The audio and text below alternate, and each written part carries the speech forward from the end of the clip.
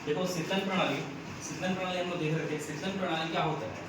शीतलन प्रणाली वह होता है जो इंजन के अतिरिक्त गर्मी को दूर करता है। इंजन के अतिरिक्त गर्मी को दूर करना ही शीतलन प्रणाली कहलाता है। शीतलन प्रणाली दो विधि से होता है, एक होता है जल शीतलन और एक होता है वायु शीतलन, है ना। जल शीतलन का मतलब होता है जल के माध्यम से शीतलन प्रणाली को संचालित करना, या फिर हम ये बोल सकते हैं कि जल के माध्यम से इंजन के अतिरिक्त गर्मी को दूर करना, इसे जल शीतलन कहते हैं। और वायु के माध्यम से इंजन के अतिरिक्त गर्मी को दूर करना वायु शीतलन कहलाता है। हम देखते हैं कि वायु शीतलन का प्रयोग दो पहिए वाले वाहन के इंजनों में होता है। दो पहिए वाले वाहनों के इंजनों में वायु शीतलन होता है, और जो चार पहिए और चार पहियों से अधिक वाले वाहन जो होते हैं उस इंजन में क्या होता है? जल शीतलन। ठीक है। वायु शीतलन में देखेंगे हम लोग कि वायु शीतलन में जो शीतलन होता है किस प्रकार से होता है? ये फिन्स के माध्यम से क्या होता है? इंजन के अतिरिक्त गर्मी को दूर किया जाता है। समझ आ रहा है? जैसे आप लोग देख रहे हो कि एक प्रकार का एक फिन लगा हुआ है, सब फिन। ये फिन क्या होता है? ये हवा के संपर्क में आने से अंदर का तापमान क्या हो जाता है? बाहर जाने लगता है। और बाहर का तापमान क्या होता है? बाहर के तापमान के संपर्क में आने से इसका तापमान कम हो जाता है। समझ आ रहा है? ठीक। हमें याद रखना है कि शीतलन क्या होता है? शीतलन ऐसा प्रणाली है जो इंजन के अतिरिक्त गर्मी को दूर करता है। दो माध्यम होता है, जल शीतलन और होता है वायु शीतलन। ठीक है। अब हम देखते हैं जल शीतलन। जल शीतलन में एक प्रकार का संरचना देखते हैं। यह 4 सिलेंडर इंजन है। अधिकतर हम देखते हैं कि कार हो गया, बस हो गया, ट्रकों में क्या होता है? 4 सिलेंडर इंजन का प्रयोग किया जाता है। 4 सिलेंडर का अर्थ क्या होता है? इंजन एक ही होगा लेकिन यहाँ सिलेंडर अलग अलग होंगे, 4 अलग अलग सिलेंडर होंगे। तो 4 अलग अलग सिलेंडर होगा तो 4 पिस्टन भी होगा इसमें। बात समझ आ रहा है? सभी का एक मतलब सेपरेट टाइप का ये होगा, इनलेट आउटलेट वाल्व होगा सभी में। ठीक। अब ये इनलेट वाल्व आउटलेट वाल्व जो होंगे ये कैम मतलब ये स्प्रिंग के माध्यम से कैम शाफ्ट से जुड़ा होगा ये पूरा। अब यही कैम शाफ्ट में लगा होगा, मतलब इस प्रकार कैम शाफ्ट में लगा होगा ये बेल्ट। अब इस बेल्ट से लगा होगा इस बेल्ट से, देखो इस बेल्ट से पुल्ली लगा हुआ है और पुल्ली से लगा हुआ है बेल्ट, और यहाँ लगा हुआ है पंखा जिसको बोलते हैं फैन। समझ आ रहा है? अब यही फैन के माध्यम से अंदर का इंजन का जो अतिरिक्त गर्मी है, अतिरिक्त गर्मी का मतलब ये होता है कि इंजन तो गर्म होगा ही भाई। अब इंजन है, बार बार दहन हो रहा है तो गर्मी तो होगा ही, लेकिन हमें क्या करना है? अतिरिक्त गर्मी को दूर करना है। मतलब ज्यादा ओवरहीट नहीं होना चाहिए, इंजन के ओवरहीट को हमको दूर करना है। समझ आ रहा है? ठीक। अब यहाँ देखते हैं कि ये फैन जो होगा, जैसे ही गाड़ी चालू होगा फैन चलना चालू होता है। अब ये फैन कहाँ होता है? हम देखते हैं कि कार का सामने का भाग देखोगे ऐसा दिख रहा है। किसी भी कार का सामने का भाग देखोगे ना, ऐसा कार जो होता है, कार के सामने का भाग देखो ऐसा बना रहता है। ठीक है। यही लगा होता है ये रेडिएटर। इसको बोलते हैं क्या? इसको बोलते हैं रेडिएटर। क्या बोलेंगे? रेडिएटर। समझ आ रहा है? रेडिएटर एक प्रकार का उदाहरण दें तो हम जैसे कूलर देखें, कूलर में एक साइड रहता है पंखा लगा रहता है और बाकी साइड से खर्च लगा रहता है। इसमें पानी गिरता है तो क्या होता है? पानी के संपर्क से खर्च ठंडा होता है और ठंडा हवा हमें मिलता है। समझ आ रहा है? जैसे आप गाड़ी के सामने जाओगे ना, चलती गाड़ी सामने जब रुकता है तो सामने जाकर खड़े रहना, गर्म गर्म हवा है, मतलब क्या कर रहे हैं? इंजन के अतिरिक्त गर्मी को बाहर फेंक रहे हो। समझ आ रहा है? तो हम देखते हैं कि जो एक सिंपल सा प्रोसेस बताया हूँ, इंजन के अतिरिक्त गर्मी क्या करता है? एक साइड से गर्म हवा बाहर निकलेगा, एक साइड से ठंडा वातावरण की हवा को अंदर ले जाएगा। ठीक है। यहाँ आप लोग देख रहे हो जैसे नीला नीला दिख रहा है, यहाँ पास ये अंदर हवा जा रहा है, ठंडा हवा रहेगा, और ये गर्म हवा जो रहेगा बाहर फेंकेगा। मतलब कैसे फेंकेगा? ये इंजन को जो गर्मी है, बार बार दहन से जो गर्मी उत्पन्न हो रहा है, उस उत्पन्न गर्मी को ये पंखा के माध्यम से क्या करेगा? बाहर करेगा। बात समझ आ रहा है? एक प्रकार से चित्र और देखते हैं बस। यहाँ पर चित्र दिख रहा होगा ये पूरा। ठीक है, ये चित्र दिख रहा है। अब इसमें देखिए आप लोग कि चित्र में यहाँ पास एक रेडिएटर दिख रहा है। ये रेडिएटर है, ये दिख रहा है यहाँ पास, ये है रेडिएटर, ये रेडिएटर है ये। ठीक। रेडिएटर। अब रेडिएटर कोर होते हैं जो ऐसा बना हुआ है ना, ऐसा सा, ये क्या है? रेडिएटर कोर है ये। ठीक। अब यहाँ पर देखो 2 पाइप दिख रहा होगा आपको, ये वाला सिंगल पाइप और ये वाला एक और पाइप। ठीक है। अब यहाँ पास एक प्लग लगा हुआ है, coolant filter plug. Coolant filter, ये कूलेंट का मतलब क्या है भाई? मतलब जिसके माध्यम से हम ठंडा कर रहे हैं उसको बोलेंगे कूलेंट, और जो पूरा प्रक्रिया है उसे बोलेंगे कूलिंग सिस्टम। समझ आ रहा है? जैसे हम स्नेहन प्रणाली पढ़ते हैं ना, स्नेहन प्रणाली मतलब वो पूरा प्रणाली जिसमें हम घर्षण को दूर कर रहे हैं, अतिरिक्त मतलब गर्मी को दूर कर रहे हैं, लेकिन जिससे हम दूर कर रहे हैं वो कहलाएगा स्नेहक। बात समझ आ रहा है? ठीक है। उसी प्रकार से आपको मुख्य चीजों को आपको समझना है।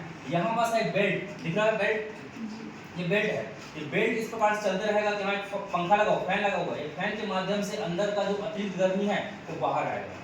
बात समझ आया सभी को? कुछ कुछ नाम है आप लोग को ध्यान रखना जरूरी नाम है वो।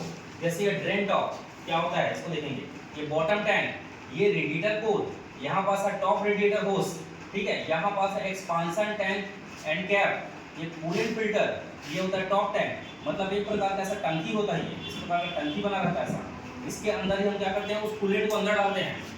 जैसे कूलर में हम पानी डालते हैं ना भाई, कूलर में पानी डालना मतलब वो कूलेंट हो गया वो।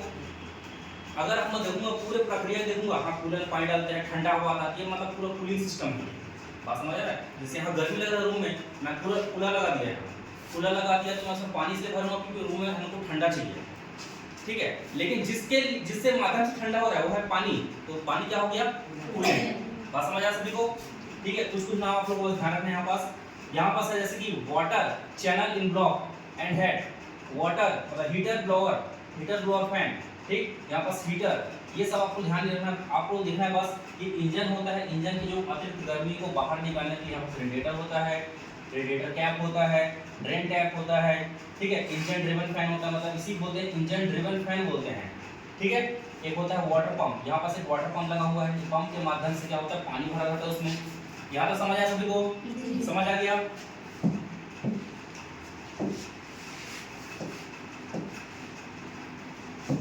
अब यहाँ चित्र के माध्यम से मुख्य चीज देखना है। एक प्रकार का एक मतलब कैम शाफ्ट वगैरह होगा, शाफ्ट के माध्यम से सभी पिस्टन अलग अलग होता है।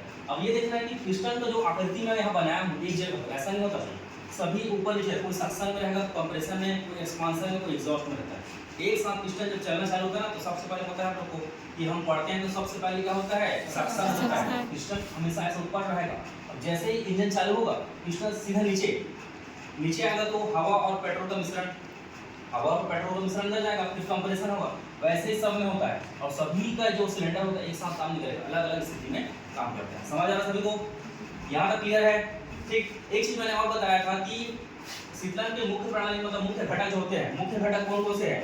सबसे पहला बताया इसमें एक होता है रेडिएटर, ये रेडिएटर, ठीक। उसके बाद है रेडिएटर शीतलन पंखे, ये पंखे।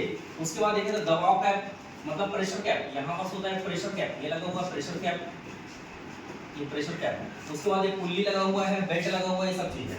क्लियर? और सबसे मुख्य चीज जो मैं आपको बता रहा था कि शीतलन प्रणाली जो होता है किस हिस्से में अधिकांश होता है, तो हम देख रहे थे कि क्रैंकशाफ्ट में 20% पढ़ा था ना, क्रैंकशाफ्ट में कितना परसेंट गर्मी अतिरिक्त होता है, कितना परसेंट 20%। सिलेंडर में कितना परसेंट 35%। सिलेंडर में कितना परसेंट 35। हमें पता है जो दहन वाला जगह है सबसे ज्यादा दहन किसमें होता है, सिलेंडर में होता है, वहीं अतिरिक्त गर्मी ज्यादा होगा। उसके बाद देखे थे क्या निकासी गैस मतलब कि इनलेट और आउटलेट वाल्व कितना 35%, कितना परसेंट 35%। और उसका लास्ट क्या था जो घर्षण से होता है, जैसे कि कुछ घर्षण वगैरह हो रहा है, टूट वगैरह हो रहा है, उससे क्या होता है 10%। मतलब कि ये 100% जो अतिरिक्त गर्मी है उसे दूर करने के लिए हम शीतलन प्रणाली का प्रयोग करते हैं। बात समझ आ रहा सभी को? क्लियर है? जल शीतलन और वायु शीतलन के अलावा कुछ और होते हैं शीतलन के प्रकार, मतलब विधि है, ये अलग से विधि है। मतलब एक द्रव्य शीतलन होता है और एक होता है दबाव बंद शीतलन बोलते हैं, तो दबाव सील बंद शीतलन बोलते हैं, ठीक है।